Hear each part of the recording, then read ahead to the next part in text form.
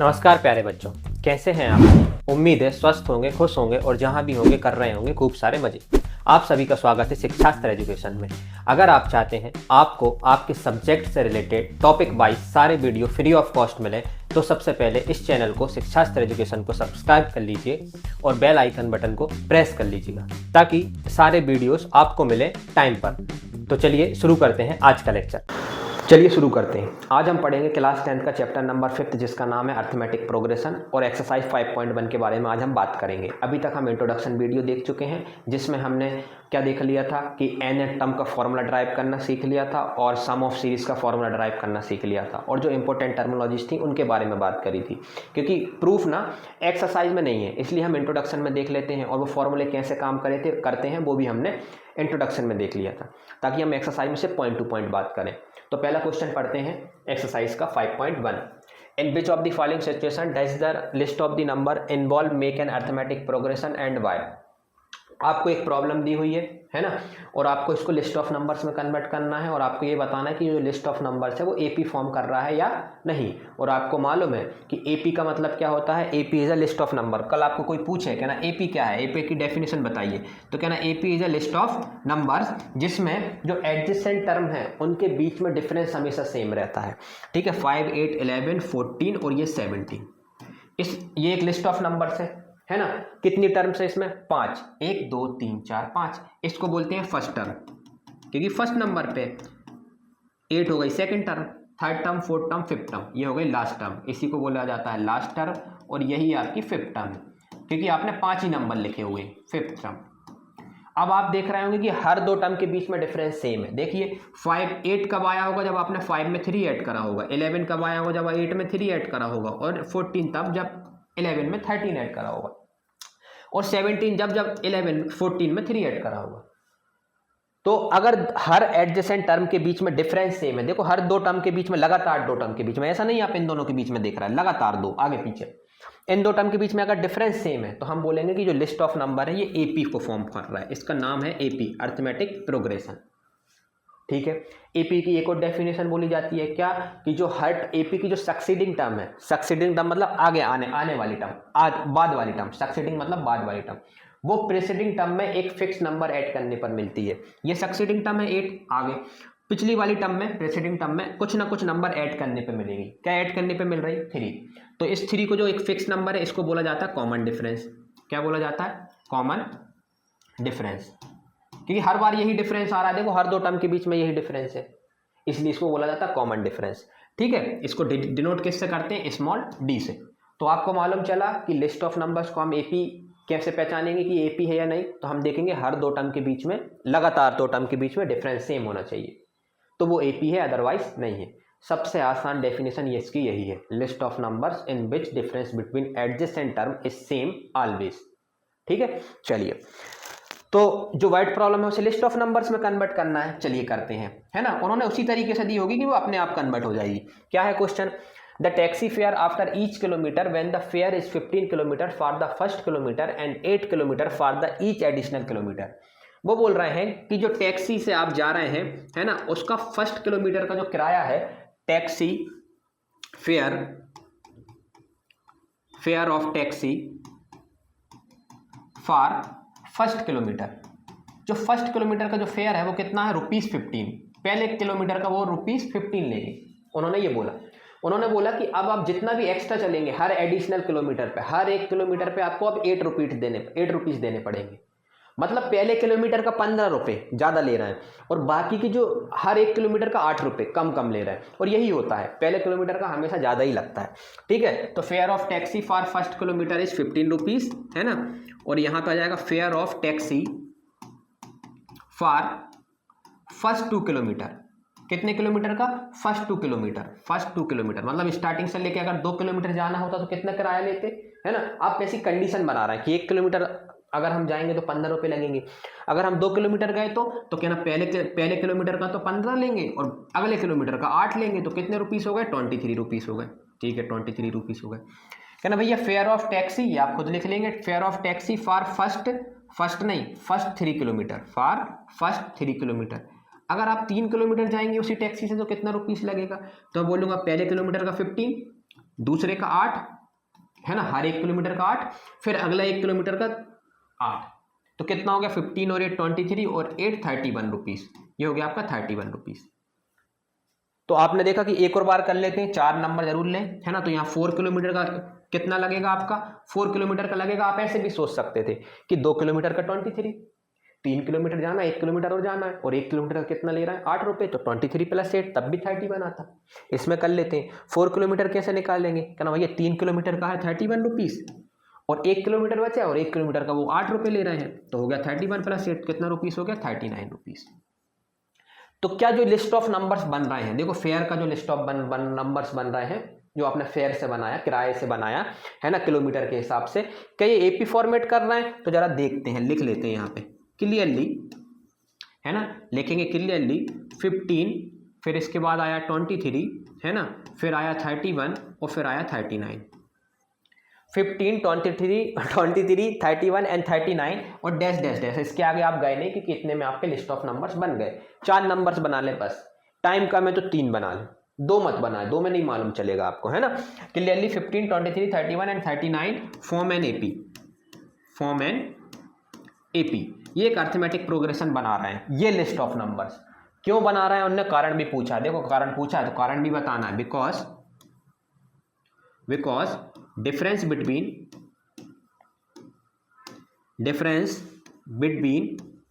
adjacent terms is same। जो difference आ रहा है एडजेसेंट टर्म, एडजेसेंट मतलब 2 लगातार टर्म, जैसे ये 2 हैं, ये 2 हैं, ये 2 हैं, इनके बीच में डिफरेंस सेम आ रहा है, और वो डिफरेंस कितने का है 8 का है, इसीलिए ये एपी हम बोलेंगे कि जो लिस्ट ऑफ नंबर्स है ये एपी है। ऐसे भी लिख सकते हो आप कि because clearly form an AP because each succeeding term is obtain by adding a fix number, जो कि 8 है ना, to the preceding term. Preceding term में हर बार हम 8 ऐड कर रहे हैं तब हमें सक्सीडिंग टर्म मिल रहा है। कुछ भी लिख सकते हो, रीजन इज रीजन, है ना, दोनों ही सही है।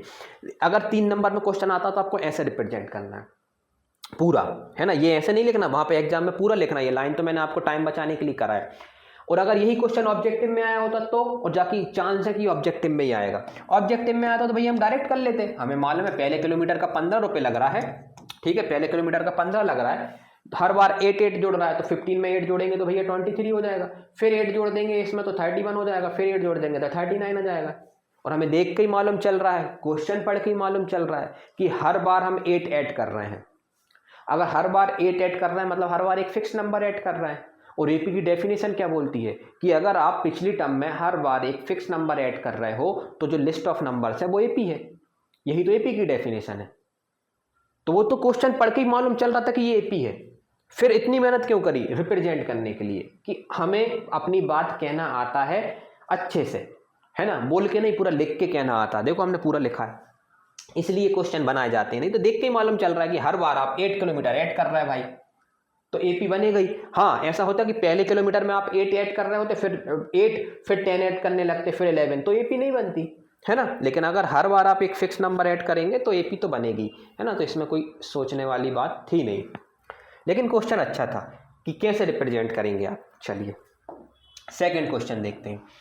The amount of air present in a cylinder, cylinder है एक, उसमें एयर तो रहती है ना, तो कितनी है, when a vacuum pump remove 1/4 TH आएगा, है ना, 1/4 of the air remaining in the cylinder at a time, यानी vacuum pump remove 1/4 of the air remaining in the cylinder at a time.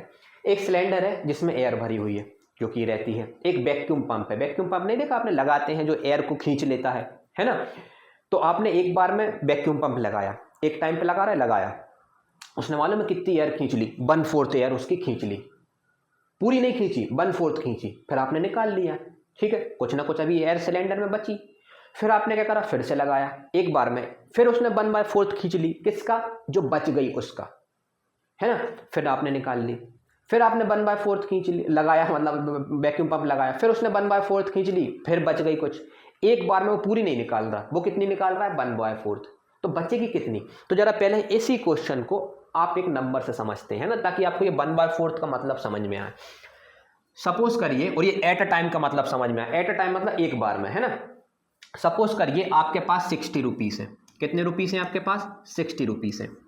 आप गए शॉप पे टॉफ़ी लेने और आप एक बार में ना एट अ टाइम मतलब एक बार में जब आप शॉप पे जाओगे तो एक बार गए, एक बार में आप 1/4 रुपीस आपका खर्च कर देते हो। कितना खर्च कर देते हो? 1/4 रुपीस आप खर्च कर देते हो। तो आपके पास बचे कितने रुपीस बताओ? तो आप बोलोगे अगर मैं 1/4 रुपीस खर्च कर देता हूं तो मेरे पास मैंने कितना खर्च कर दिए? 60 इंटू 1/4। 1/4 कैसे निकाला जाता है? इन दोनों का मल्टीप्लाई करके 1/4 ऑफ 60। ठीक है, तो मल्टीप्लाई करा, कितने रुपीस खर्च कर देते हो आप? 15 रुपीस। आपके पास बच गए कितने रुपीस? तो आप बोलोगे 15, तो रिमेनिंग मेरे पास बच गए। रिमेनिंग कितना हुआ?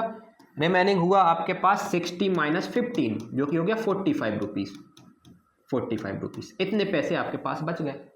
एक दिन में एक बार दुकान जाते हो आप, 1/4 खर्च करके आते हो, मतलब 15 रुपीस खर्च करते आते हो। चाहता तो सामने वाला बोल सकता था कि आप एक बार दुकान पे गए और आपने 15 रुपीस खर्च करे, लेकिन उसने आपके साथ फ्रैक्शन में खेला ताकि आपको पता चल जाए कि आपको फ्रैक्शन निकालना भी आता है कि नहीं। तो फ्रैक्शन कैसे निकाला जाता है? 1/4 का 60 में मल्टीप्लाई करके। ठीक है, तो बचे कितने रुपीस? 45 रुपीस। ठीक है, अब आप अगली बार फिर गए, किस पे गए? शॉप पे गए, और आपने फिर अगले दिन, है ना, अगले दिन, एक दिन में एक बार जा रहा है, अब आपने फिर कितना खर्च कर दिया? 1/4 खर्च कर दिया। अब आपके पास फिर कुछ ना कुछ खर्च हो गया तो कुछ ना कुछ बचा होगा, तो 1/4 खर्च कर दिया तो कितना खर्च कर दिया? 40 इंटू 1/4 जो कि हो गया 45/4। ठीक है, अब आपके पास कितने रुपीस बच गए? तो आप बोलेंगे 45 माइनस का 45/4। इसको सॉल्व कर लेंगे, हमारा आंसर आ जाएगा। कितना आएगा, है ना, वैसे आप निकाल लेंगे कितना आ जाएगा। कितना आ जाएगा? 45 कॉमन ले लिया, 4 माइनस 3 135/4 हो जाएगा। इतने रुपीस आपके पास बच गए। फिर आप अगले दिन गए और फिर इसका 1/4 खर्च कर लिया, है ना, फिर कुछ बच गए। ऐसे कब तक जाते जाएंगे आप, जब तक आपके पास पूरे पैसे खर्च नहीं हो जाएंगे। यही क्वेश्चन बिल्कुल सेम ये है, सेम। वहां पे आपने वॉल्यूम लिया है, यहाँ पे आपने 60 रुपीस लिया है। कहना, अब कहने का मतलब ये है कि हर बार हमें इतना करना पड़ेगा। तो मैंने बोला हाँ, हर बार इतना ही करना पड़ेगा, लेकिन इसका एक तरीका और है, ज़्यादा देखो, है ना। क्या तरीका है कि आपके पास 60 रुपीस हैं, आपने 1/4 खर्च कर लिए, तो आपके पास पता है कितने बचे? तो आपके पास बचे हैं 60, है ना, 60 माइनस का 1/4 आपने खर्च कर लिए। किस में से खर्च कर लिए? तो आप बोलेंगे टोटल में से खर्च कर लिए। टोटल में से खर्च कर लिए, टोटल फ्रैक्शन का जो टोटल होता है वो होता है 1। तो 1 में से आपने खर्च कर लिए 1/4, तो कितना बचा होगा? तो कहना 1 में से 1/4 चला जाएगा भैया, तो बचेगा 3/4। एलसीएम से सॉल्व करेंगे, तो इसका मतलब है यहाँ पे मैं 3/4 लिख दूं। कहना हाँ, यहाँ पे लिख दो 3/4 ऑफ 60। आप 3/4 ऑफ 60 निकालो, देखो 3/4 इंटू 60 करो, वही 45 आ जाएगा। कहना अच्छा, मतलब मुझे सब्ट्रैक्ट करने की जरूरत नहीं पड़ेगी। नहीं, डायरेक्ट भी कर सकते हो। स्टार्टिंग में जो फ्रैक्शन होता है उसका टोटल होता है 1, और अगर 1/4 चला गया तो बचा कितना? 3/4। अब क्या हुआ? 45 रुपीस है। अब 45 रुपीस में से आपने 1/4 खर्च कर लिए, बचे कितने? इतने। तो आप कैसे करोगे कि ना 1/4 चला गया, किस में से? इसमें से, 3/4 में से ऑफ 60। यही था ना 45 क्या है? 3/4 ऑफ 60। इसमें से 1/4 चला गया, अब कितना बचा? फिर 1/4 चला गया तो बचा कितना होगा? 3/4। किसका? इसका। क्या होता है, अगर आपने 1/4 किसी में से चला जाएगा, है ना, जो टोटल का फ्रैक्शन होता है वो 1 होता है। अगर 1 में से 1/4 चला गया तो जो बच जाता है ना, वो कितना बच जाता है? 1 माइनस 1/4 जो कि होता है 3/4। इसे लोग ऐसे भी बोल देते हैं, नीचे का डिनोमिनेटर सेम लिखो और ऊपर वाले में, नीचे वाले में से ऊपर वाले को सब्ट्रैक्ट करके ऊपर लिख दो, 3/4 आ गया। तो अब ये जो लिखा हुआ है ना, ये कितना है? ये है 3/4 ऑफ 60। इसका 3/4। तो इसका मतलब है, कहने का मतलब आप ये कहना चाह रहे हो कि अगर वैक्यूम पंप है या कोई भी हमारे पास दुनिया का कोई भी कैसे भी क्वेश्चन आ जाए, अगर वो 1/4 एक बार में रिमूव कर रहा है ना, तो उसके पास जो अंदर बच गई है वो 3/4 बचेगी हर बार। 3/4 ऑफ रिमेनिंग, क्योंकि 1/4 जा चुका है, तो 1/4 जाएगा तो बचेगी कितनी? 3/4। कल को यही क्वेश्चन अगर 1/4 की ना जगह 5/6 आ जाता, कितना कि 5/6 रिमूव हो रही एक बार में, है ना, टोटल कुछ है उसमें से 5/6 रिमूव हो रही, तो बचेगी कितनी? तो आप बोलेंगे बचेगी 6, नीचे 6 लिखें, 6 में से 5 को सब्ट्रैक्ट करें कि ना 1/6 रिमेनिंग होगी हर बार। फिर इसमें से देखो, इसमें से जो आया उसमें से फिर 5/6 चली जाएगी, फिर इसका जो बचेगी वो 1/6 बचेगा। किसका? इसका 1/6। तो कहना अच्छा मतलब अगर 1/4 चली जाती है तो बचती है 3/4। कैसे निकालते हैं, 4 एज इट इज लिखो और 4 में से 1 को सबट्रैक्ट कर दो, उसको ऊपर लिख दो। ये ट्रिक है। बेसिक क्या बोलता है कि टोटल होता है 1 में से 1/4 जाएगी तो 3/4 ही बचेगी भाई। देखो एलसीएम लो, क्योंकि फ्रैक्शन का टोटल होता है 1। अब क्वेश्चन करते हैं, है ना, क्योंकि बेसिक तो समझ में आया, नहीं तो मैं आपको लिख देता तो कैसे समझ में आता। तो the amount of air present in a cylinder. अब अमाउंट के बारे में कोई जानकारी नहीं है तो मुझे मानना पड़ेगा, लेट अमाउंट ऑफ एयर, या अमाउंट ऑफ एयर की जगह एक काम करो, let volume of air present in cylinder, in the cylinder. जो सिलेंडर के अंदर एयर रहती है उसे हम वॉल्यूम में नापते हैं, क्योंकि 3 डायमेंशन शेप है तो हमने वॉल्यूम लिख दिया अमाउंट की जगह, थोड़ा अच्छा लगेगा, है ना। तो volume of air present in the cylinder is V. Starting में हमने क्या मान ली, वी है। जैसे मैंने बोला था जब आप दुकान पे गए तो आपके पास 60 रुपीज़ थे, मैंने आपको बता दिया, लेकिन अगर मैं आपको बताता ही नहीं कितने रुपीज़ है तो आप कुछ ना कुछ तो मान के चलते। तो ऐसे ही अगर वॉल्यूम नहीं दिया है सिलेंडर का तो मैंने मान लिया कि सिलेंडर के अंदर जो वॉल्यूम है एयर का वो वी है, ठीक है। तो फिर क्या लिखेंगे, फिर लिखेंगे हम एंड में क्या पूछा है कि when A vacuum pump remove 1/4 of the air remaining in the cylinder eight A time, अगर वो 1/4 जो वैक्यूम पंप है वो रिमूव कर रहा है तो वॉल्यूम कितना बचेगा सिलेंडर में, तो हम लिखेंगे remaining volume of air in cylinder, in the cylinder,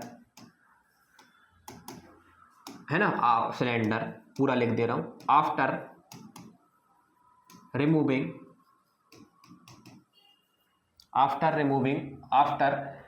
या वैक्यूम पंप पूरा लिख दो, है ना, आफ्टर वैक्यूम पंप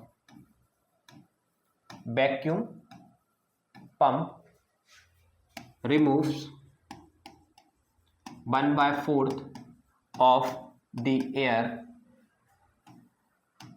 है ना, एट अ टाइम।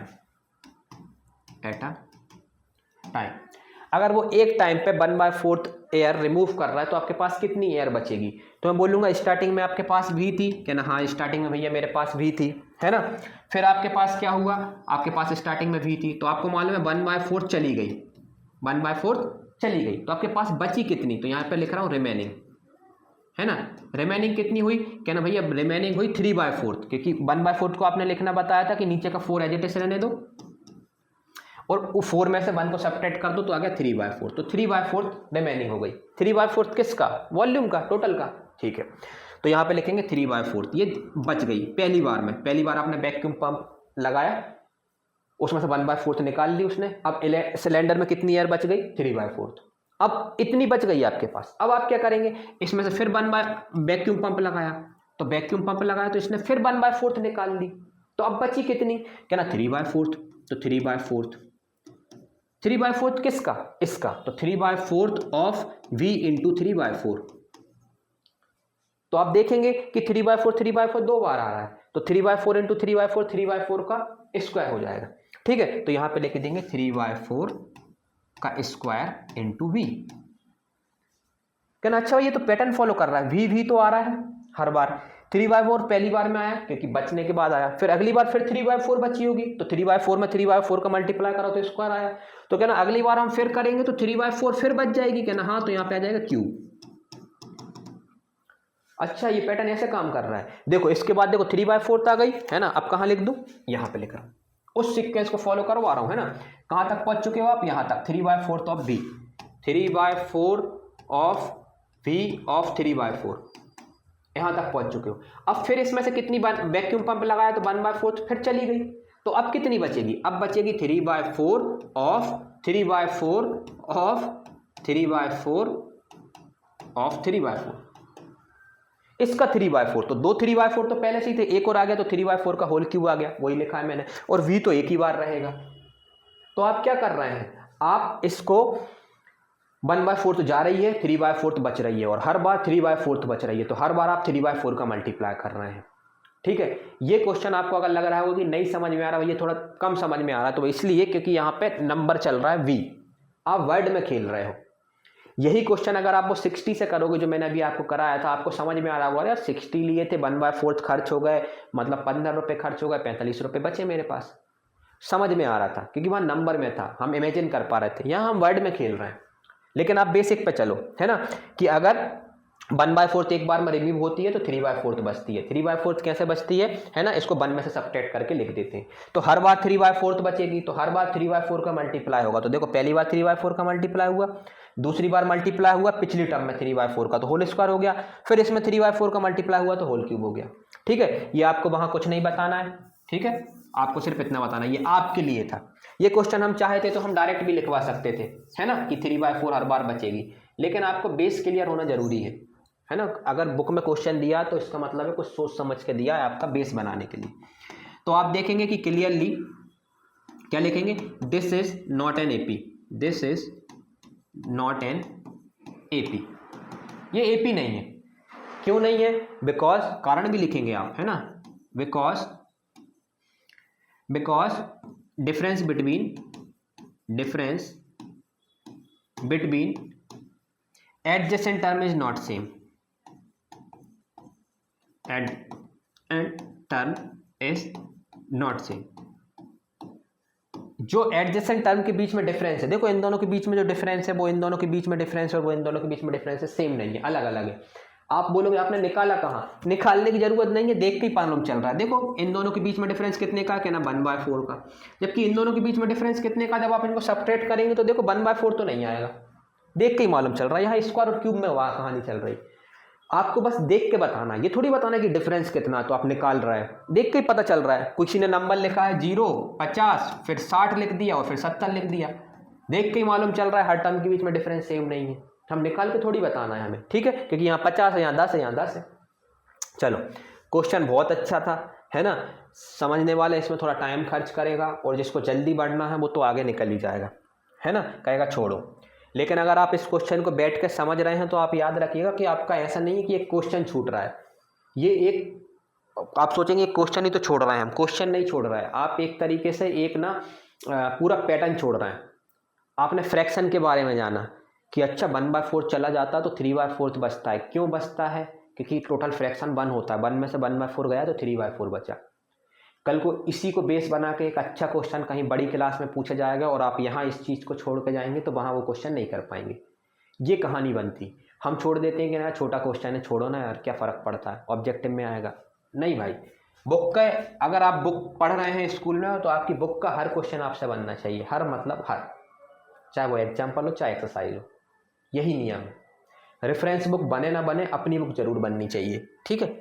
चलो अगला क्वेश्चन पढ़ते हैं। The cost of digging a well after every metre of digging when its cost ₹150 for the first metre and rises by ₹50 for each subsequent metre. आपने देखा होगा well मतलब कुआं, है ना, डिगिंग मतलब गड्ढा करना, है ना। तो आपने देखा होगा जब हम कुएं को खोदते हैं या आप घर में बोर कराते हैं, बोर मतलब जमीन के नीचे गड्ढा कराते हैं पानी के लिए ताकि आपका पानी जमीन से आप ले सकें, यही होता है ना। या आप कुएं को खोद रहे हैं, दोनों ही केस इमेजिन कर लें आप। तो उन्होंने बोला कि जो हम कॉस्ट ऑफ डिगिंग है ना, फर्स्ट मीटर का, आप एक बात देखना, कभी घर में जब बोर होना तो आप नोटिस करना वो मीटर के हिसाब से लेते हैं या फिट के हिसाब से लेते हैं, या मीटर लिया वो फिट के हिसाब से लेते हैं। कहना भैया अगर आप हम 10 फिट खोदेंगे गड्ढा तो हम इतना रुपए लेंगे। तो आप उनसे पूछ रहे हैं कि आप कितने, यहाँ पे वो किसके हिसाब से ले रहे हैं, मीटर के हिसाब से। वो कह रहे हैं कि अगर हम 1 मीटर का गड्ढा खोदेंगे तो हम 150 रुपये लेंगे, 150 रुपीज़। और फिर जब हम नेक्स्ट अगला मीटर का खोदेंगे, है ना, सेकंड मीटर खोदेंगे तो हम 50 रुपीज़ लेंगे। वही टैक्सी वाला केस कि पहला जो किलोमीटर है उसका चार्ज ज़्यादा लेंगे, बाकी सेकंड का, थर्ड का, सबका सब्सिक्वेंट एक फिक्स रेट से चलेंगे, वो क्या है 50 रुपीज़, ठीक है। तो देख के ही पता चल रहा है कि 150 स्टार्टिंग में और हर बार हम 50 ऐड कर रहे हैं तो एपी बनेगी, देख के ही मालूम चल रहा है। लेकिन एग्जाम में कैसे लिखोगे? तो एग्जाम में आपको ऐसे लिखना पड़ेगा कि कॉस्ट ऑफ डिगिंग, है ना, cost of digging a well for first kilometre. First kilometre का चार्ज कितना है? ₹150। फिर कॉस्ट ऑफ डिगिंग आप लिखेंगे, है ना, फिर फर्स्ट किलोमीटर का नहीं होगा भाई, फर्स्ट मीटर का। किलोमीटर इतना लंबा गड्ढा कैसे कर दोगे, है ना, इतनी तो मशीन ही नहीं आती। फर्स्ट मीटर का है, फिर यहाँ पे लिखेंगे फर्स्ट 2 मीटर का, फर्स्ट 2 मीटर का 2 मीटर है ना। तो 2 मीटर का चार्जेस कितने लगेंगे कि ना, पहले मीटर का तो उन्होंने 150 बोल दिया और सेकंड मीटर का कितना बोला है 50 रुपीज। हर 1 मीटर के बाद हर मीटर का 50 रुपीज है, तो टोटल कितना हो गया 200 रुपीज। तो चलो भाई 200 रुपीज हो गए। फिर आप 3 किलोमीटर का कितना लोगे, आपको पूरा लिखना है ना, तो यहाँ पे लिखना है फर्स्ट 3 किलोमीटर। फर्स्ट जरूर लिखिएगा, फर्स्ट 3 किलोमीटर नहीं यार, मीटर। तो फर्स्ट 3 मीटर का कितना होगा, तो या तो 150 + 50 + 50 लिख लीजिए, क्या ना 2 मीटर तक तो हम आ ही चुके। 2 मीटर का 2 मीटर का तो हमें मालूम है कितना है, 200 रुपीज है। अब बचे 3 मीटर तक जाना है, तो 1 मीटर और बचा, तो 1 मीटर का कितना ले रहा है वो 50 रुपीज, तो कितना हो गया 250 रुपीज। तो आपको मालूम है कि अगले में जब 4 किलोमीटर जाएंगे, फर्स्ट 4 किलोमीटर, तो कितना आ जाएगा, फिर इसमें 50 ऐड कर दीजिए तो 300 रुपीज आ गए। ये आपने एक वर्ड प्रॉब्लम को रिप्रेजेंट कर दिया। अब आप एंड में क्या लिखेंगे, क्लियरली रुपीज 150 है ना, 200, 250 और 300, और यहाँ पे 3-4 डैश लगा देंगे क्योंकि ये कहानी चलते जा रही, गड्ढे होते जा रहे हैं। ये एक एपी फॉर्म कर रहा है, इट इज एन एपी। क्यों एपी है, क्योंकि हर एडजेसेंट टर्म के बीच में डिफरेंस सेम है। देखो 50 ऐड करने पे ये मिली, इसमें 50 ऐड करने पे ये मिली, इसमें 50 ऐड करने पे ये मिली। ठीक है, रीजन आप लिख देंगे बिकॉज करके। ठीक है, कहानी खत्म करते हैं क्योंकि कितने का टाइम खर्च करें। आपने पता है वो वाला क्वेश्चन तो कर ही लिया, कौन सा करा, टैक्सी वाला, और ये सेम था बिल्कुल, है ना। चलो, the amount of money in the account every year when 10,000 rupees is deposit eight compound interest eight 8% per annum. आपने छोटी क्लास में सीखा होगा कि इंटरेस्ट कितने टाइप के होते हैं, 2, एक सिंपल इंटरेस्ट और एक कंपाउंड इंटरेस्ट। इंटरेस्ट मतलब एक्स्ट्रा मनी। आपने अगर 1000 जब घर पे नहीं है एफडी कराते हैं हम लोग, है ना, कि एफडी का रेट चल रहा है 6 से 7%, तो वो रेट होता। तो यहाँ पे रेट कितना दिया है, 8% पर एनम मतलब 1 साल में 8 रुपये एक्स्ट्रा मिलेंगे अगर आप 100 रुपये जमा करते हो तो उसका 100, क्योंकि 100 का 8% 8 होता है। तो अगर आपने 10,000 करे तो 10,000 का 8% कितना हो जाएगा, 800 रुपये। तो वो 1 साल में 800 रुपये एक्स्ट्रा मिलेंगे। लेकिन ये डिपेंड करता है कि कौन सा फॉर्मूला लग रहा है, सिंपल इंटरेस्ट का कि कंपाउंड इंटरेस्ट का। तो उन्होंने बोला जो रेट है वो कंपाउंडेड इंटरेस्ट का है। तो कंपाउंड इंटरेस्ट का निकालने का एक फॉर्मूला होता है। फॉर्मूला क्या होता है, ठीक है, तो यहाँ पे लिखना पड़ेगा, आपको सब कुछ बताना पड़ेगा। We know that if rupees p is deposit, अगर आप p को रुपीज डिपॉजिट कर रहा है, if rupees p is deposit at r% rate 8% at compound interest, आपको पूरा बताना पड़ेगा कि कौन सा फॉर्मूला यूज कर रहा है ना। कंपाउंड इंटरेस्ट का हमें फॉर्मूला मालूम है, अब हम उसे बता रहे हैं कि वो फॉर्मूला कैसे, कौन सा फॉर्मूला यूज कर रहे हैं उसके बारे में जानकारी दे रहे हैं। Rupees P is deposit eight compound interest eight r% per annum for n years. कितने ईयर्स के लिए आपने डिपॉजिट करे, n ईयर्स के लिए। कंपाउंड इंटरेस्ट का रेट कितना है, r%। ठीक है, तो आपका जो अमाउंट बिल भी हो जाएगा, then amount will be after n years, then after n years amount will be, है ना, थोड़ा आफ्टर n ईयर्स, थोड़ा इसको करेक्शन कर लेना आप लोग, है ना। क्या ले आना चाहिए, then after n years amount will be, है ना। अमाउंट विल बी कितना होगा, अमाउंट हो जाएगा आपका, अमाउंट को ऐसे डिनोट करेंगे, इस फॉर्मूले से निकालेंगे, 1 प्लस का r/100 की पावर n। इसका मतलब क्या है कि अगर आपके पास p रुपीस हैं और आप r% कंपाउंड इंटरेस्ट के रेट पर n साल के लिए पैसा डिपॉजिट करते हैं बैंक में, तो जो n साल बाद आपको पैसा मिलेगा वो इतना मिलेगा। कहने का मतलब है कि अगर आपके पास 10,000 रुपये हैं तो आप इसकी जगह 10,000 रुपये रखेंगे, ठीक है। 1 प्लस रेट ऑफ इंटरेस्ट 8 है तो यहाँ 8 रखेंगे, नीचे 100 रखेंगे, और आपने पैसे डिपॉजिट करे सपोज करिए 5 साल के लिए, तो यहाँ पे आएगा 5। इसको सॉल्व कर लेंगे तो आपको मालूम चल जाएगा कि आपने 10,000 रुपये 5 साल बाद आपके कितने हो गए, क्योंकि 5 साल बाद बैंक आपको एक्स्ट्रा पैसे देगा, तो टोटल कितने देगा। इससे सॉल्व कर लीजिए। ठीक है, ये फॉर्मूला होता है, ये हमने उनको बता दिया।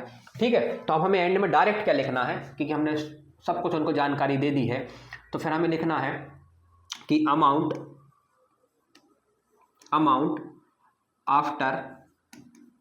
आफ्टर हर ईयर का बताना है ना, after every year account money of the amount of money in the account every year when 10,000 is deposit eight component. हाँ, तो अमाउंट आफ्टर ईच ईयर, हर साल के बाद अमाउंट आपका कितना हो जाएगा, तो देखो कितना हो जाएगा, है ना। आप एक चीज़ और बता दीजिएगा, क्या, यहाँ पे एक चीज़ और बता दीजिएगा, यहाँ पे लिख दूँ, आप यहाँ बता दीजिए आपका प्रिंसिपल कितना है, तो आपका प्रिंसिपल है 10,000 रुपीज़, ये हो गया 10,000 रुपीज़। ठीक है, रेट ऑफ इंटरेस्ट को आर से डिनोट करते हैं, तो आर % कितना है, तो आप बोलेंगे 8% है। ठीक है, और ईयर तो उन्होंने हर ईच ईयर का, तो हर बार हम एक एक लिखेंगे। ठीक है, तो हमें यहाँ पे लिखना है amount will be, amount after each year, हर साल के बाद अमाउंट कितना हो जाएगा जरा देखते हैं। तो आपको मालूम है स्टार्टिंग में आपने जो पहला साल रहेगा उसमें तो आपने 10,000 डिपॉजिट करे, उस पर थोड़ी आपको कोई पैसा मिलेगा, पहले साल में थोड़ी कोई पैसा मिलेगा, 10,000 ही मिलेंगे। ठीक है, 10,000 आपने जमा करे, एक साल होने के बाद आपको कितना पैसा मिलेगा, आप बोलेंगे 10,000, है ना। यहाँ इस फॉर्मूले में पी की जगह 10,000, 1 प्लस आर की जगह 8, क्योंकि 8% इंटरेस्ट रेट है अपॉन 100, और एन कितना रखोगे, क्योंकि आप 2 साल हो गए हैं, 1 साल, अब ये 2 साल, तो यहाँ पे 2 रखेंगे, मतलब 1 रखेंगे, 1 साल पूरा हो गया, क्योंकि स्टार्टिंग में अब 1 साल पूरा हो गया, तो 1 साल बाद आपको इतना पैसा मिलेगा, है ना।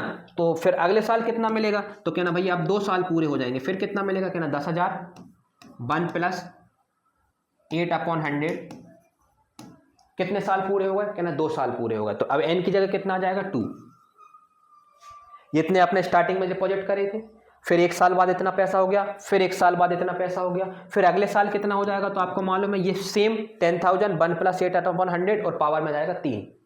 हम कौन सा फॉर्मूला यूज कर रहे हैं, ये वाला यूज कर रहे हैं। ये फॉर्मूला ये बताता है कि अगर आप p रुपीस r% के इंटरेस्ट से n ईयर्स के लिए डिपॉजिट करते हैं, तो n साल बाद जो आपको पैसा मिलेगा वो इतना मिलेगा, p 1 प्लस r अपॉन 100 की पावर n। यही फॉर्मूले से मैंने ये निकाला। अब आप इसको सॉल्व कर लें, पूरा सॉल्व नहीं करना रहता कभी भी, है ना, आपको देख के ही मालूम चल जाएगा ये एपी तो नहीं बन रही है कहीं से कहीं तक। इसको एलसीएम से सॉल्व करेंगे तो ये बन जाएगा 108/100, ये कितना बन जाएगा, ये 10,000 ही रहेगा बाहर, और ये बन जाएगा 108/100 की पावर 2, और ऐसे कहानी चलती जाएगी। एंड में आपको क्या लिखना है, this is not form an AP, ये एपी नहीं है। देखो इन दोनों के बीच में डिफरेंस आएगा ही नहीं, सेम जो डिफरेंस इनके बीच में आएगा वो इन दोनों के बीच में डिफरेंस नहीं आएगा, देख के ही मालूम चल रहा है, करना नहीं रहता। बिकॉज रीजन में क्या लिखेंगे, because difference between each adjacent term is not same, adjacent term के बीच में डिफरेंस सेम नहीं आ रहा, इसलिए हमने बोला कि ये एपी नहीं है। तो आपने देखा कि आपने यहाँ पे इस क्वेश्चन से आपने क्या सीख लिया कि हमने फॉर्मूला कंपाउंड इंटरेस्ट का फॉर्मूला देखा, है ना, और कंपाउंड इंटरेस्ट का फॉर्मूला कैसे लगाया जाता है तो देखा। अगर ये फॉर्मूला नहीं पता होता तो इस क्वेश्चन को आप टच भी नहीं कर पाते। क्या करते हैं इसका, और देखो पूरा अगर ये 5 नंबर में क्वेश्चन आता तो आपको देखो रिप्रेजेंट करने का तरीका, आपने फॉर्मूला बताया, आपने चीज़ें बताई, आपने सब कुछ बताया, अभी 2 लाइन तो जगह नहीं बची वो आप लिख लेंगे। ये होता है रिप्रेजेंट करने का तरीका, है ना। चलो अगले क्वेश्चन पे आते हैं। वर्ड प्रॉब्लम ना बहुत अच्छी चीज़ है, वर्ड प्रॉब्लम करनी चाहिए। अब थोड़ा स्पीड से पढ़ेंगे क्योंकि अब वर्ड प्रॉब्लम खत्म हो गई, वर्ड प्रॉब्लम में थोड़ा समझाना पड़ता है ना, डायरेक्ट नहीं कर सकते। अब क्वेश्चन आते हैं, क्वेश्चन को तो अपन जल्दी जल्दी कर लेते। Write first 4 term of an AP when the first term A and common difference D are given as below follow. हमें फर्स्ट 4 टर्म ऑफ एपी लिखनी, ठीक है, जिसमें ए और डी दिया हुआ है। मुझे जरा बता दो एपी के बारे में, मुझे थोड़ी सी जानकारी चाहिए आपसे। आप मैं पूछूंगा फर्स्ट 4 टर्म ऑफ एपी क्या होती है, फर्स्ट 4 टर्म ऑफ एपी, तो आप बोलोगे फर्स्ट 4 टर्म ऑफ एपी होती है A1, इसको फर्स्ट टर्म बोला जाता है, फिर A2 इसको सेकंड, इसको A3 इसको थर्ड, और इसको A4। A1 का मतलब होता है A, A1 को A से ही रिप्रेजेंट करते हैं, A1 मतलब A। A2 मतलब होता है सेकंड टर्म। सेकंड टर्म कब आई होगी, जब फर्स्ट टर्म में आपने कुछ ऐड करा, और वो जो ऐड करते हैं उसको क्या बोलते हैं, कॉमन डिफरेंस, और कॉमन डिफरेंस को सिंबल क्या होता है, D।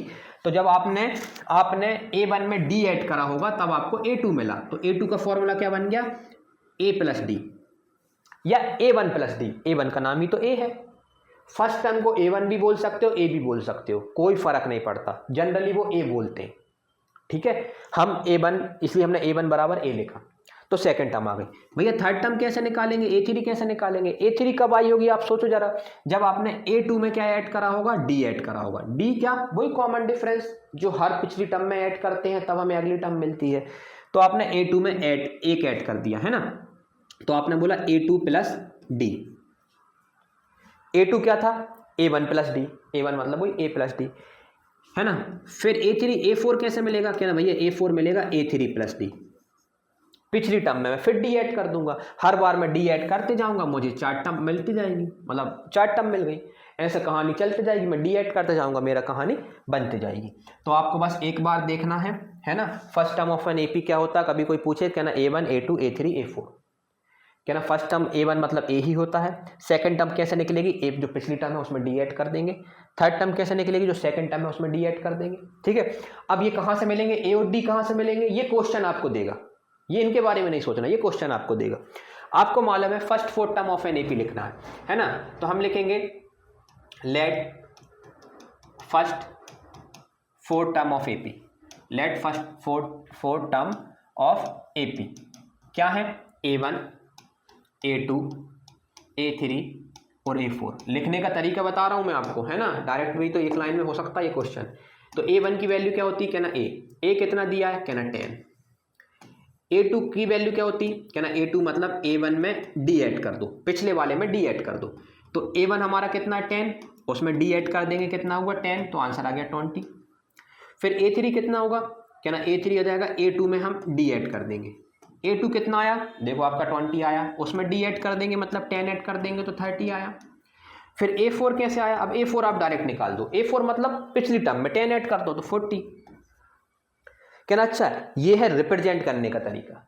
देयरफॉर एंड में लिखना है, देयरफॉर नेक्स्ट फोर्थ टर्म मतलब फर्स्ट फोर्थ टर्म, फर्स्ट ही फोर्थ टर्म पूछिए, देयरफॉर फर्स्ट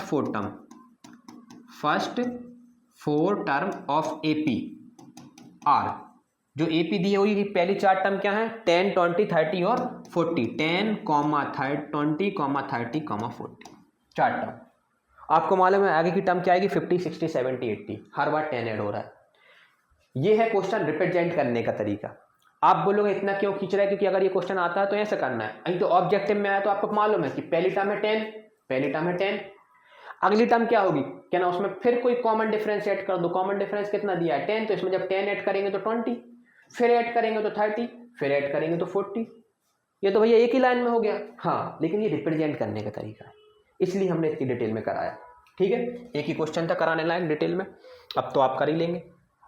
अगला देखो, अब अपन डायरेक्ट कर दें, है ना, लिख तो आप लेंगे ही भाई। एक क्वेश्चन हमें बिल्कुल ऐसा बताना पड़ता है कि एग्जाम में कैसे करके आना है। चलो करते हैं। A1 दिया A दिया -2, D दिया 0, फर्स्ट फोर्थ टर्म बताना है। तो A1 A2 A3 और A4 बताओ भाई। A1 मतलब A ही होता है मतलब -2, A2 कैसे निकलेगा, A1 में हम D जोड़ेंगे, D मतलब 0 जोड़ना, 0 मतलब -2 ही हो जाएगा, क्योंकि 0 जोड़ने से तो कोई फर्क ही नहीं पड़ने वाला। फिर इसमें 0 जोड़ देंगे तो -2, इसमें 0 जोड़ देंगे -2। एक चीज याद रखना, क्या याद रखना, कि अगर कभी भी AP है और सारी टर्म सेम है, सारी टर्म क्या है सेम, तो इसका A तो 3 होगा, A मतलब फर्स्ट टर्म जो कि 3 है, लेकिन D कितना होगा, क्या ना D होगा 0। अगर सेम टर्म है तो सेम टर्म कब आ रही होंगी, जब पिछली टर्म में 0 जोड़ ऐड कर रहे होगे, क्योंकि 0 के अलावा कुछ और ऐड करोगे तो बदल ही जाएगा, तो यहाँ पे 0 होता है। तो अगर कोई सेम है तो D 0 बोल दिया करे, और देख के ही पता चल रहा है, इसमें से इसको घटा दो 0 ही दिख रहा है। चलो ये आप कर लेंगे खुद, डायरेक्ट लिख दें अपन। पहली टर्म क्या होगी 4, पहली टर्म होगी 4, दूसरी टर्म क्या होगी, इसमें ये ऐड कर दो, 4 में -3 तो कितना हो जाएगा 1, फिर कितना होगा, इसमें -3 ऐड कर दो तो -2, फिर इसमें कर दो तो -5। 4 टर्म आ गई। पहली टर्म तो A, दूसरी टर्म क्या हो गई A प्लस D, इन दोनों को ऐड करा बनाया, फिर इसमें D ऐड कर दिया, इसमें -3 ऐड करा, इसमें -3 ऐड करा, इसमें -3 ऐड करा। आप बोलोगे ऐड मतलब सब्ट्रैक्ट करा ना, अरे वो ऐड और सब्ट्रैक्ट एक ही होता है। देखो 4 ऐड करा क्या -3, ऐसे बोलोगे तो ऐड करा है -3, और ऐसे बोलोगे तो सब्ट्रैक्ट करा है 3। बोलने के तरीके हैं, दोनों से आंसर सेम ही आएगा। चल फोर्थ क्वेश्चन होगा, है ना, फोर्थ क्वेश्चन ये कर लेंगे आप, है ना। पहली टर्म क्या हो जाएगी -1, दूसरी टर्म उसमें 1/2 ऐड कर देंगे तो -1 में 1/2 ऐड करेंगे तो -2 + 1 -1/2 है ना। तो हो जाएगा -1/2। फिर -1/2 में 1/2 ऐड करेंगे तो वो तो 0 हो जाएगा। फिर अगली टर्म में इसमें 1/2 ऐड करेंगे तो 1/2 हो जाएगा। कितने सिंपल क्वेश्चन है ये, ऑब्जेक्टिव के लिए बने हैं ना, आपका बेस चेक करने के लिए। फिफ्थ आप कर लेंगे, है ना, देख के पता चल रहा है माइनस का 1 कितना है, 1.25 है, माइनस का 1.25 है, इसमें माइनस का 0.25 ऐड करना है, आप कर लेंगे, है ना। चलो अगला क्वेश्चन देखते हैं। For the following APs right the first term and common difference. ये एपी दी हुई है, इसकी फर्स्ट टर्म निकालना है और कॉमन डिफरेंस निकालना है। कॉमन डिफरेंस क्या होता है जरा देखते हैं। अगर आपसे कोई पूछे कि जनरल फॉर्म ऑफ एपी बताओ, जनरल क्या लिख दिया भाई, general form of AP, general form of AP, AP का जनरल फॉर्म बताओ, है ना। एपी का जनरल फॉर्म, जनरल फॉर्म मतलब कहीं भी एपी दिखेगी भैया तो वो इसी फॉर्मेट में होगी। जनरल फॉर्म यही होता है, क्वाड्रेटिक इक्वेशन का जनरल फॉर्म होता है ax² + bx + c = 0। Pair of linear equation का जनरल फॉर्म होता है a1x + b1y + c1 = 0 और a2x + b2y + c2 = 0। Linear equation का जनरल फॉर्म होता है ax + b = 0, सिंगल वेरिएबल वाली। डबल वेरिएबल का होता है ax + by + c = 0।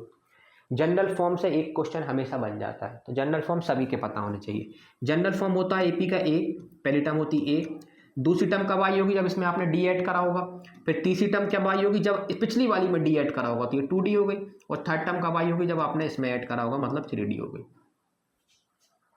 इसी को दुनिया वाले फर्स्ट टर्म बोलते हैं, a1 बोलते हैं, a1 ही a होता है, इसको a2 बोल देते हैं, इसको a3 बोल देते हैं और इसको a4 बोल देते हैं, ठीक है। और कैसे निकाला जाता है डिफरेंस, अगर आपसे कोई डिफरेंस दे दें तो डिफरेंस कैसे, ये जनरल फॉर्म ऑफ ए होता है ना। डिफरेंस कैसे निकाला जाता है, अगर तुम्हें डी निकालना है तो a2 में से अगर आप a माइनस कर देंगे, पिछली वाली टर्म a2 में से a माइनस करेंगे तो देखो a2 मतलब a प्लस डी में से a1 मतलब a सबट्रैक्ट करेंगे तो देखो d आ गया। अच्छा मतलब कहाँ गया भाई, ये मिट क्यों जाता है यार, 2-3 बार केस हो चुका है ऐसा, है ना, तो इसको थोड़ा दूर रखो।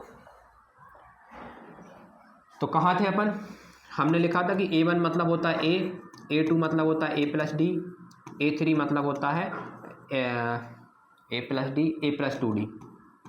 तो मैं आपको बता रहा था कि a2 में से अगर आप a1 सबट्रैक्ट कर देंगे, है ना, तो a + d में से आपने a को सबट्रैक्ट कर दिया तो आ गया d, ठीक है। फिर a3 में से अगर आप a2 को सबट्रैक्ट कर देंगे तो a3 मतलब a + 2d, उसमें से आपने सबट्रैक्ट कर दिया a + d, तो आप देखेंगे फिर से d बच गया। तो इसी तरीके से आपने देखा d का फॉर्मूला पता है क्या होता है, d का फॉर्मूला होता है a2 - a1 या a3 - a2, ठीक है, या a4 - a3। क्या भैया तो एक फिक्स पैटर्न पे चल रहा है कि कोई भी टर्म लिखो उसकी पिछली वाली टर्म उसमें से सबट्रैक्ट कर दो तो d मिल जाएगा। मैंने मतलब अगर कोई एपी में बहुत सारी टर्म है, 100 टर्म है, और अगर मैंने a79 लिख दिया और उसमें से a78 माइनस कर दिया तो जो इनका डिफरेंस होगा ना वो d होगा, क्योंकि वो एपी में, वो बोल दिया क्वेश्चन ने बोला चेक मत करो एपी में, बोला कि एपी ही है ये, हमने चेक करके दी है, आपको बस a और d बताना है। तो कोई भी 2 टर्म पकड़ो लगातार, उनमें से बाद वाली टर्म में से पहली वाली टर्म को सबट्रैक्ट कर दो। याद रखना बाद वाली में से पहले वाली को करना, है ना, जैसे ये लिखा हुआ है। अब आपको बोला कि ये एपी है, for the following AP right the first term and common difference. First term कितनी है इसकी, फर्स्ट टर्म है ए, फर्स्ट टर्म को किससे डिनोट करते हैं, ए से, तो लिख दे रहा है फर्स्ट टर्म बराबर ए, कितना लिखा हुआ है 3। फिर क्या लिखा हुआ है, कॉमन डिफरेंस को किससे डिनोट करते हैं, डी से। डी कैसे आएगा, क्या ना बाद वाली टर्म में से पिछली वाली टर्म सबट्रैक्ट कर देंगे, किसी में से भी किसी को कर दो। देखो इसको कर लेता हूं, 1 पकड़ा, 1 के पहले क्या लिखा हुआ 3 को सबट्रैक्ट कर दो, कितना आंसर आ गया -2, ये डी आ गया। क्या ना भैया अगर मैं -3 से करता तो मैंने बोला -3 को पकड़ लो, ठीक है, उससे पहले कौन दिख रहा है -1, उसको सबट्रैक्ट कर दो। सबट्रैक्ट का साइन क्या सबट्रैक्ट करना है, -1 + 3 ये हो गया +1, है ना, तो -2। देखो सेम आंसर आ गया। जो मर्जी आप हाथ रख दो, आप बोलोगे भैया मैं तो इससे डी निकालूंगा, मैंने बोला ठीक है, -1 पे हाथ रखा तो -1 लिया और उसकी पिछली टर्म को सबट्रैक्ट कर दिया, -1 को सबट्रैक्ट कर दिया, कितना आंसर आ गया -2, ठीक है, तो आपने डी मिल गया। चलो बस एक क्वेश्चन थोड़ा डिटेल में समझाना पड़ता है, फिर तो आप जल्दी कर लेंगे। फर्स्ट टर्म कितनी है, तो आप बोलेंगे फर्स्ट टर्म है ए, मतलब ए है -5, ए है कितनी -5, ये तो देख के मालूम चल रहा है। डी कितना है, तो देखो डी सबसे आसान किससे निकालना है, इन दोनों से, क्योंकि ये पॉजिटिव है, तो 7 में से 4 गया और 7 में से 3 गया 4, ये डी आ गया। माइनस में थोड़ी दिक्कत होती है इसलिए, वो तो पूरी एपी है, किसी को भी पकड़ लो, ठीक है, तो यहां से पता चल गया। और याद रखना बाद वाले में से पहले वाले को सब्ट्रैक्ट करना है, पहले वाले में से बाद वाले को कर दिया ना तो माइनस का फर्क आ जाएगा, गलत हो जाएगा। 2 और -2 में बहुत फर्क होता है। चलो फर्स्ट टर्म तो ये हो गई ए। डी कैसे निकलेगा, 5/3 में से 4/3 सब्ट्रैक्ट करें, 5/3 में से 1/3 सब्ट्रैक्ट करेंगे तो 4/3 आ जाएगा, डी आ गया, है ना। अरे बात तो ये एक एक नंबर वाले क्वेश्चन है, ये आप खुद कर लेंगे, है ना, सब्ट्रैक्ट करके, ये एपी है। अगला क्वेश्चन देखते हैं, which of the following are AP, है ना, और if they form an AP find the common difference D and write the 3 more term. ठीक है, इसमें चेक करना है। पिछले क्वेश्चन में बोला था ये एपी है, आपको फर्स्ट टर्म और कॉमन डिफरेंस बताना है। इसमें बोला कि चेक करके बताओ, है ना, अगर एपी है कि नहीं, और अगर एपी है तो नेक्स्ट 4 टर्म बताओ, next 4 term 3 term, next 3 term बताओ, बता देंगे नेक्स्ट 3 टर्म, उसमें कोई बात दिक्कत नहीं। कैसे चेक करते हैं एपी है कि नहीं, तो बोलूंगा देखो एपी का जनरल फॉर्म अभी आपको बताया था, ए प्लस डी, ए प्लस 2d, ए प्लस 3d, ये एपी का जनरल फॉर्म होता है। इसी को दुनिया वाले A1 बोलते हैं, इसे A2 बोला जाता है, इसे A3 बोला जाता है और इसे A4 बोला जाता है ना। और मैंने बोला था डिफरेंस का फॉर्मूला क्या होता है डी का, तो आप बोलेंगे डी का फॉर्मूला होता है भैया A2 में से A1 को सब्ट्रैक्ट कर दो, या A3 में से A2 को सब्ट्रैक्ट कर दो, या A4 में से A3 को सब्ट्रैक्ट कर दो, ये डी का फॉर्मूला होता है। कोई सा भी लगा लो, ये डी का फॉर्मूला होता है। तो मैं बोलूँगा एपी की डेफिनेशन क्या होती है, आप ये बताओ। तो आप बोलोगे एपी का मतलब होता है लिस्ट ऑफ नंबर्स, बहुत सारे नंबर्स लिखे हुए और हर 2 टर्म के बीच में, हर 2 कोई से भी 2 नहीं, एडजेसेंट टर्म, 2 एडजेसेंट टर्म के बीच में जो डिफरेंस है वो सेम होना चाहिए, तो वो एपी है। मतलब हर एडजेसेंट टर्म के बीच में अगर डिफरेंस सेम है तो एपी, अदरवाइज नहीं। बिल्कुल सही। तो आप देखेंगे कि ये देखो ये 2 टर्म है, एडजेसेंट टर्म है A2 और A1 के बाद जस्ट A2 होता है, A3 के बाद A3 और A2 भी एडजेसेंट टर्म है, A2 के बाद A3 आता है। अगर इन दोनों और ये भी एडजेसेंट टर्म है, अगर इन तीनों के बीच का जो डिफरेंस है वो इक्वल आ जाए तो मैं बोलूँगा एपी है। तो इसका मतलब है कि अगर मुझे कोई बोले कि एपी चेक करो तो मैं ये फॉर्मूला लगा दूंगा, और अगर इन सबका आंसर सेम आ जाएगा, मतलब सभी टर्मों के बीच में, एडजेसेंट टर्म के बीच में डिफरेंस सेम है, तो बोल दूंगा हाँ ये एपी है। ये आप चेक भी कर सकते हो देख के देखो इन दोनों के बीच में डिफरेंस कितने का, 2 का, इन दोनों के बीच में डिफरेंस कितने का, 4 का, इन दोनों के बीच में कितने का, 8 का। एपी नहीं है, ये देख के बता दिया आपने। लेकिन एग्जाम में थोड़ी ऐसे बताओगे आप, ऐसे नंबर ही नहीं मिलेंगे। एग्जाम में कैसे बताना है, एग्जाम में हमें बताना है क्योंकि हमें देख के मालूम चल रहा है, क्या पता चल रहा है, हेयर ए दिया हुआ है 2 और डी जो दिया हुआ है वो दिया हुआ है कितना, 4। डी कितना है, अरे सॉरी यार, है ना, फॉर एन एपी, एपी के लिए क्या होना चाहिए, एपी के लिए आपका A2 माइनस A1 बराबर होना चाहिए A3 माइनस A2 बराबर होना चाहिए A4 माइनस A3, ये तीनों का आंसर बराबर होना चाहिए। और भी कहानी चलती जाएगी लेकिन इतने में काम बन जाता है, ठीक है। तो A2 माइनस A1, A2 मतलब सेकेंड टर्म में से फर्स्ट टर्म माइनस करा तो 4 माइनस 2, ठीक है। A3 माइनस A2 मतलब थर्ड टर्म माइनस का सेकेंड टर्म, A4 मतलब फोर्थ टर्म, फोर्थ नंबर पे 16 लिखा हुआ है, A3 मतलब थर्ड नंबर पे 8 लिखा हुआ है। सब्ट्रैक्ट कर दीजिए, 2 आ रहा है, ये 4 आ रहा है, ये 8 आ रहा है, तो आपको मालूम है ये नॉट इक्वल का साइन लग जाएगा। क्यों, क्योंकि ये इक्वल नहीं है।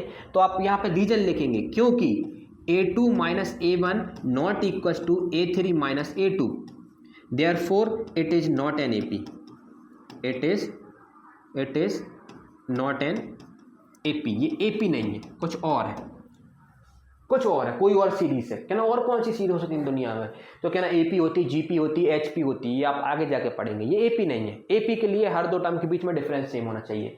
कौन सा फॉर्मूला यूज करते हैं, ये रिप्रेजेंट करने का तरीका नहीं, जो देख के पता चल रहा था आपको AP नहीं है, ठीक है। ये क्या बताता है, ये बताता है कि हर 2 टर्म के बीच में डिफरेंस सेम है कि नहीं। देखो ये भी D है, ये भी D है, ये भी D है, देखो ये फॉर्मूला लगा है।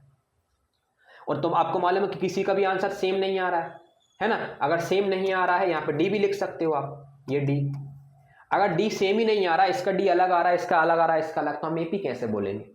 तो कहना अच्छा मुझे ऐसे रिप्रेजेंट करना है, बिल्कुल ठीक है, तो ये AP नहीं है। अगर AP नहीं है तो मैं अगली टर्म कैसे बता दूंगा, तो अगली टर्म भी नहीं बता पाऊंगा, नेक्स्ट 3 टर्म। ठीक है, इसको चेक करते हैं। इसको चेक कैसे करेंगे भाई, करवाओ। For an AP, for an AP A2 minus A1 आना चाहिए, बराबर आना चाहिए A3 माइनस A2 के, और बराबर आना चाहिए A4 माइनस A2 के, A3 के। ये आप रट नहीं रहे, आप समझ रहे हैं कि सेकंड टर्म और फर्स्ट टर्म के बीच का जो डिफरेंस है वही सेकंड थर्ड टर्म और सेकंड टर्म के बीच में आना चाहिए, और वही डिफरेंस फोर्थ टर्म और थर्ड टर्म के बीच में आना चाहिए, तभी तो मैं बोलूँगा ये AP है। तो चलो निकालो। A2 मतलब सेकंड टर्म, 5/2 में से क्या सब्ट्रैक्ट कर दो, 2 सब्ट्रैक्ट कर दो। A3 मतलब 3, A2 मतलब 5/2 सब्ट्रैक्ट कर दो, इक्वल्स टू A4 मतलब 7/2 में से क्या सब्ट्रैक्ट कर दो, 3। जरा चेक करते हैं सबका आंसर सेम आ रहा है कि नहीं। इसका सॉल्व करेंगे तो माइनस का 1/2 आ रहा है, प्लस का 1/2 आ रहा है। इसको सॉल्व करेंगे तो प्लस का 1/2 आ रहा है, इसको सॉल्व करेंगे तो प्लस का 1/2 आ रहा है। कॉमा कहाँ से आ गया भैया, इक्वल चल रहा था बीच में तो, है ना। तो यहाँ पे आ गया D इक्वल्स टू 1/2 बराबर 1/2 बराबर 1/2। तो फिर हम क्या लिखेंगे, therefore it is an AP, it is an AP। क्यों है AP, कारण और लिखना है और क्वेश्चन खींचना है, तो बोल देना A2 माइनस A1 बराबर A3 माइनस A2, क्योंकि थर्ड टर्म और सेकंड टर्म के बीच में जो डिफरेंस है वही सेकंड टर्म और फर्स्ट टर्म के बीच में है, इसलिए AP है। हर 2 टर्म के बीच में डिफरेंस सेम आ रहा है। अगर ये AP है तो उन्होंने एक क्वेश्चन और बोला था, नेक्स्ट 3 टर्म बताना है, देयरफॉर नेक्स्ट 3 टर्म्स। बताओ भाई नेक्स्ट 3 टर्म्स क्या होंगी, नेक्स्ट 3 टर्म्स ऑफ AP की नेक्स्ट 3 टर्म कौन सी होगी। तो आपको मालूम है कहाँ पे कहानी खत्म हुई है आपकी, है ना, A4 पे। ये A4 था, तो नेक्स्ट 3 टर्म क्या होंगी, A5, A6 और A7। यही होगी, क्या होगी, A5, A6 और A7। ये 5 टर्म तो लिख के ही दी हुई है, 4 टर्म तो लिख के ही दी हुई है। A5 कैसे आएगा, A5 का फॉर्मूला होगा A4 प्लस D। पिछली वाली टर्म में D ऐड कर देंगे, तो पिछली टर्म मतलब 7/2 में D ऐड कर देंगे। D कहाँ आया, D अब भी आपने निकाला, ये देखो, ये बार बार ये D तो आया है, तो D आया 1/2। सॉल्व करेंगे कितना आ जाएगा, 4। ठीक है, A6 कैसे निकलेगा भैया, तो A5 में क्या ऐड कर देंगे, D। A6 से पहले वाली टर्म कौन है, A5, उसमें D ऐड कर दो। तो A5 कितना आया, 4 में आपने D ऐड कर दिया, D मतलब 1/2, तो कितना आ जाएगा 9/2, है ना। ये आपका नेक्स्ट टर्म आ गई। अब A7 कैसे निकालेंगे, डायरेक्ट निकाल दो, है ना। कैसे, 9/2 आई पिछली टर्म, उसमें क्या ऐड कर दो, 1/2 ऐड कर दो, कितना आ जाएगा 5 आंसर आ जाएगा। तो जो आपकी नेक्स्ट 3 टर्म है वो कितनी आ गई, 4, 9/2 एंड 5। ये आ गई नेक्स्ट 3 टर्म, नेक्स्ट 3 टर्म। ऐसे आप कुछ भी निकाल सकते हो, कोई भी टर्म निकाल सकते हो, ठीक है। तो ये AP थी, इसलिए हम नेक्स्ट 3 टर्म बता पाए, अगर ये AP नहीं होती तो हम नहीं बता पाते, है ना। और ये रिप्रेजेंट करने का तरीका होता है। चलो अब जरा जल्दी देख के बताओ। अब हम जल्दी जल्दी करेंगे, अब हम तरीके से, मतलब अब हम बेसिक समझ चुके हैं, है ना, कि हमें करना कैसे है, कि हमें एग्जाम में कैसे रिप्रेजेंट करना है। अब हम जल्दी जल्दी करेंगे, जरा देख के बताओ ये AP है कि नहीं, है ना। अब देखो, आप बहुत जल्दी जल्दी कहानी खत्म हो जाएगी। क्यों, क्योंकि एक बार बेस बन जाए ना आपका, फिर आप खुद करने लगते हैं। अब मेरी जरूरत नहीं पड़ेगी, आप खुद कर लेंगे, क्योंकि आपने 2 क्वेश्चन को बेसिक से कर लिए। अगर वो 2 क्वेश्चन में नहीं कराता, बेसिक से जल्दबाजी में कराता, तो फिर आपको दिक्कत होती बाकी के क्वेश्चनों को करने में। इसलिए जब हम कराएं ना, तो क्वेश्चन स्टार्टिंग में पहला दूसरा क्वेश्चन ना बहुत स्लो कराते हैं, ताकि चीज़ें समझ में आ जाए, बेस बन जाए। तो उस टाइम में थोड़ा वेट कर लिया करें, है ना। फिर इसके बाद तो चीज़ें बहुत जल्दी जल्दी होती हैं। चलो, क्या ये AP है, चेक करते हैं। -3/2 में से 1/2 सब्ट्रैक्ट करो, कितना आ रहा है ना। तो सब्ट्रैक्ट करोगे, देखो दिमाग में ही कर सकते हो आप, है ना। माइनस का 3/2 में सब्ट्रैक्ट करोगे तो देखो प्लस आ जाएगा, क्योंकि एक माइनस पहले से। तो कितना आंसर आ जाएगा, 1/2 में से 1/2 गया, -2 आया। अब इन दोनों टर्म के बीच में डिफरेंस देख लेते हैं। तो 5/2 में से क्या सब्ट्रैक्ट करना है, माइनस का 3/2। एक माइनस पहले से था तो प्लस हो गया, कितना आंसर आ गया, 8/4। यही देखो, इन दोनों के बीच में डिफरेंस सेम नहीं आ रहा है। इन दोनों टर्म के बीच में डिफरेंस आ रहा है -2, इन दोनों टर्म के बीच में डिफरेंस आ रहा है 8/4। ये AP नहीं है। अगर ये AP नहीं है तो मैं अगली 3 टर्म कैसे बताऊंगा, तो हम लिख देंगे next 3 term are not in AP, मतलब this is not in AP। तो नेक्स्ट 3 टर्म बताना ही नहीं। रिप्रेजेंट कैसे करना है, वही A2 - A1, A3 - A2, A4 - A3, ठीक है, उस तरीके से।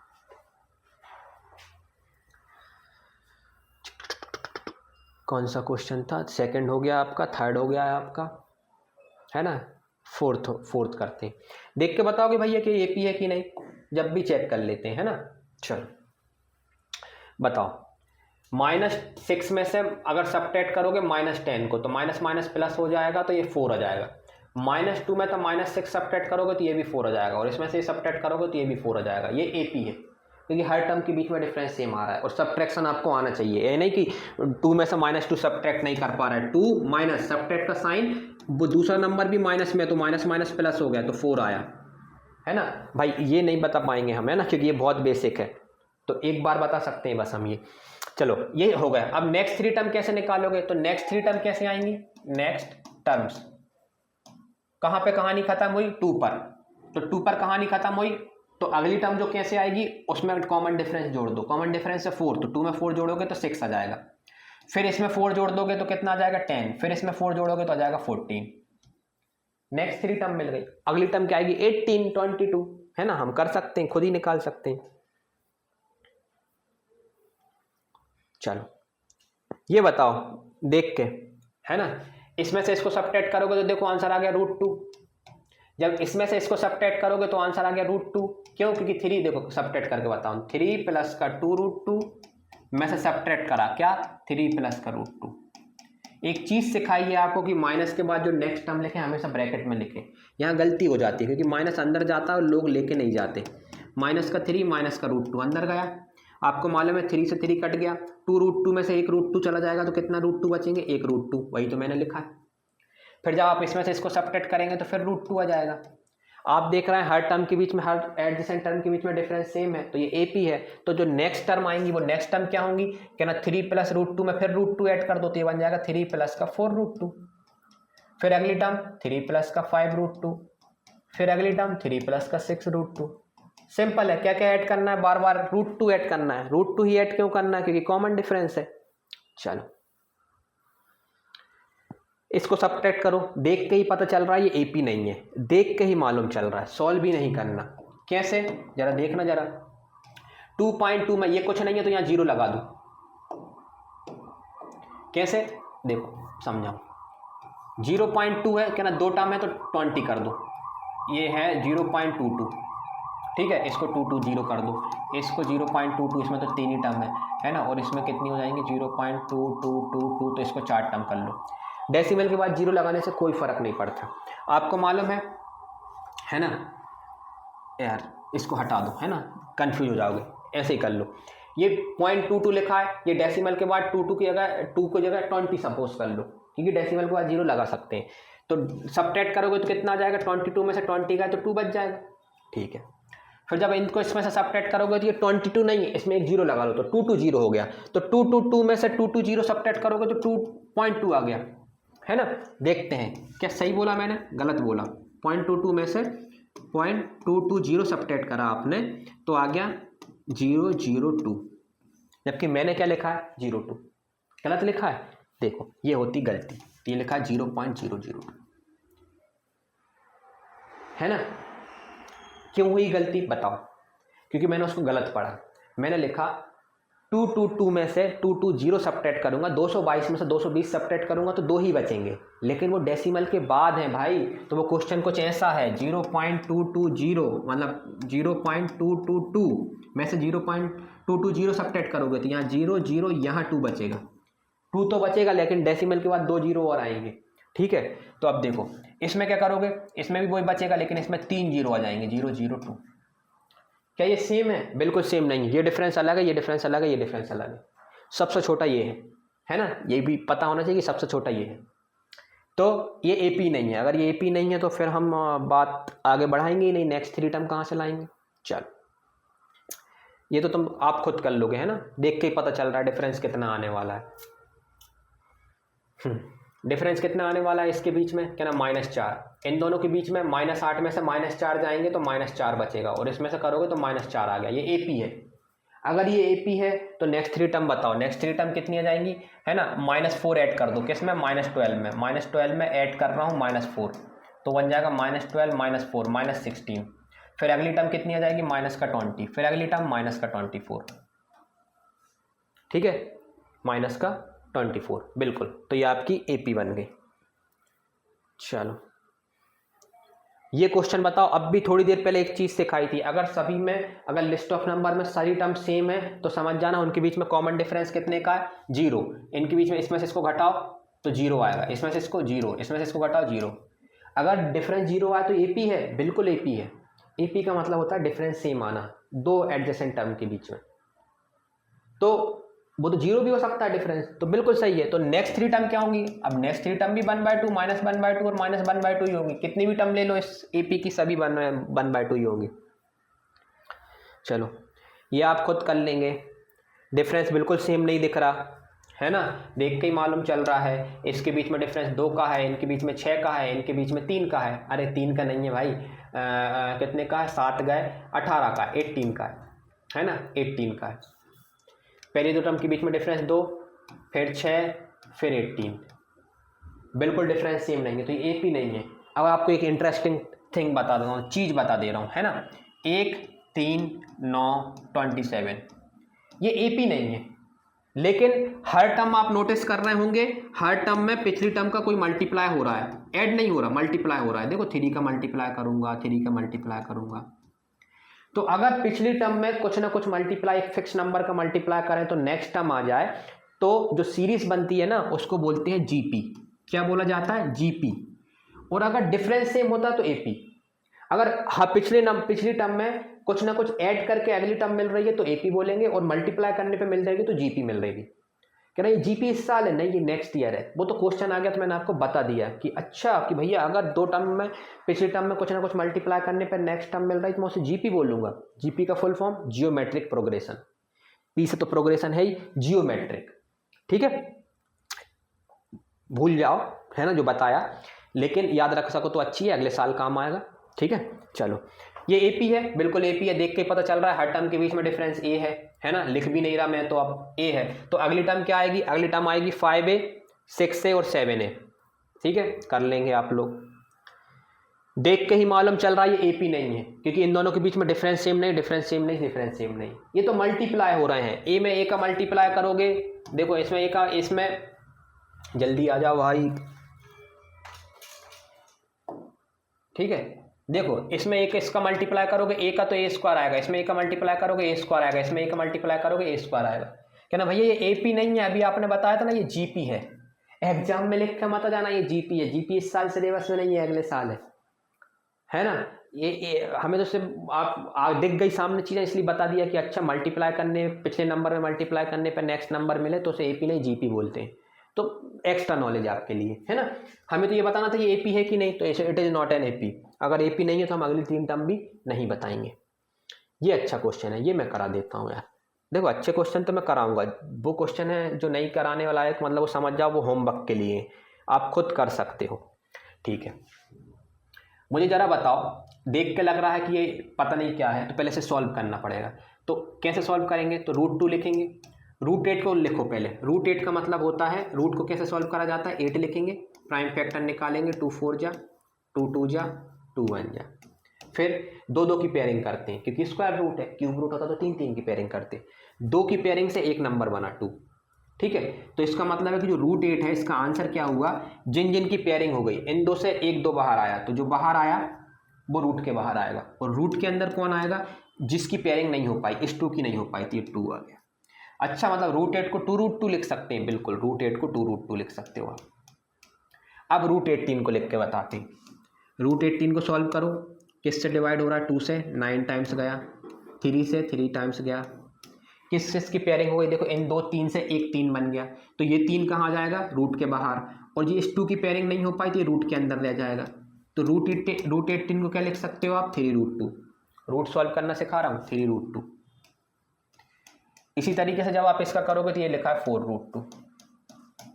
मतलब क्वेश्चन को पहले सिंप्लीफाई करना है। हाँ, अब आपको देख के पता चल रहा है ये AP है, क्यों, क्योंकि हर दो टर्म के बीच में √2 का डिफरेंस है। देखो इसमें से इसको घटाओगे तो √2 आएगा, 3√2 में से 2√2 जाएंगे, √2 बचेगा, और इसमें से इसको घटाओगे तो √2 बचेगा, तो ये AP है। तो अगली टर्म क्या आएगी, 5√2 6√2 7√2, ठीक है। देख के नहीं लग रहा था, है ना, तो पहले सिंप्लीफाई करना पड़ता है। कभी रूट वाले क्वेश्चन हो तो पहले सिंप्लीफाई करो। क्या ना भैया ये भी देख के नहीं लग रहा होगा क्या, तो बोलूँगा ये नहीं होगा, कैसे पता चला? अब भाई मुझे तो मालूम है ना, देखो 6 को √6 का सॉल्व कर सकते हैं, तो 3 2 6, 2 1 पेयरिंग ही नहीं हो रही, 3 के पास एक और 3 नहीं, 2 के पास नहीं है, तो रूट के बाहर कोई आएगा ही नहीं, तो रूट के अंदर कौन बच जाएगा? ये दोनों। तो 3 × 2, तो 3 × 2 तो √6 ही होते हैं, मतलब इसे सॉल्व नहीं किया जा सकता, बिल्कुल नहीं किया जा सकता, ऐसा ही लिखना पड़ेगा। अगर ऐसा ही लिखना पड़ेगा तो इनके बीच में भी डिफरेंस अलग आएगा, इसके बीच में भी, इसके बीच में भी डिफरेंस अलग आएगा।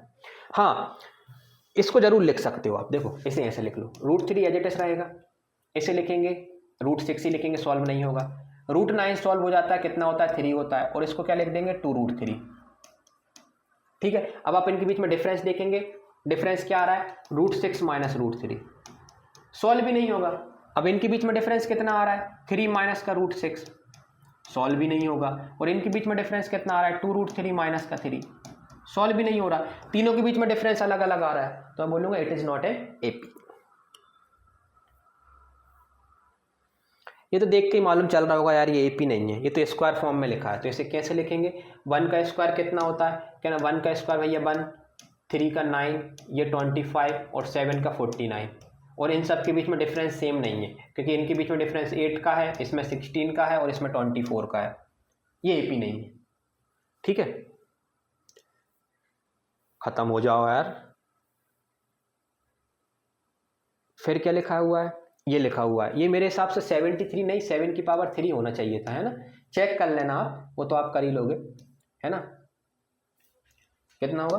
7 की पावर 3 होना चाहिए मेरे हिसाब से। वैसे भी एपी नहीं है, ये 1 लिखा हुआ है, ये 25 लिखा हुआ है ना? और ये 49 है 7 का स्क्वायर, और अगर ये 7 की पावर 3 है तो 7 का क्यूब होता है 343। तो डिफरेंस देख के पता चल रहा है सेम नहीं है ना? चलो भाई, 5.1 कंप्लीट होती है आपकी, यहाँ पे कहानी आपकी 5.1 एक्सरसाइज की कंप्लीट हुई।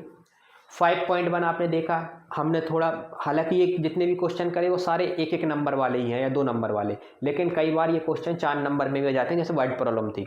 तो अगर वर्ड प्रॉब्लम आई तो उसको रिप्रेजेंट करने का तरीका होता है, तो वो जो अपन ने डिटेल में करा वो था। बाकी ये सारे क्वेश्चन तो 1-1 2 नंबर के और आपका बेस मजबूत करने के लिए हैं, नेक्स्ट एक्सरसाइज के लिए, इसलिए अपन ने इनको जल्दी करा। लेकिन इस एक्सरसाइज को बहुत अच्छे से करना, तभी नेक्स्ट एक्सरसाइज आपसे बनेगी, क्योंकि यहाँ से बेस बनेगा कि क्या एपी होती है, कैसे एपी को पहचानते हैं, नेक्स्ट टर्म कैसे निकालते हैं, ये सब इस एक्सरसाइज में सिखाया है। ठीक है, चलिए यहाँ ख़त्म करते हैं अपनी एक्सरसाइज, अगले नेक्स्ट लेक्चर में नेक्स्ट एक्सरसाइज शुरू करेंगे। Thank you for watching.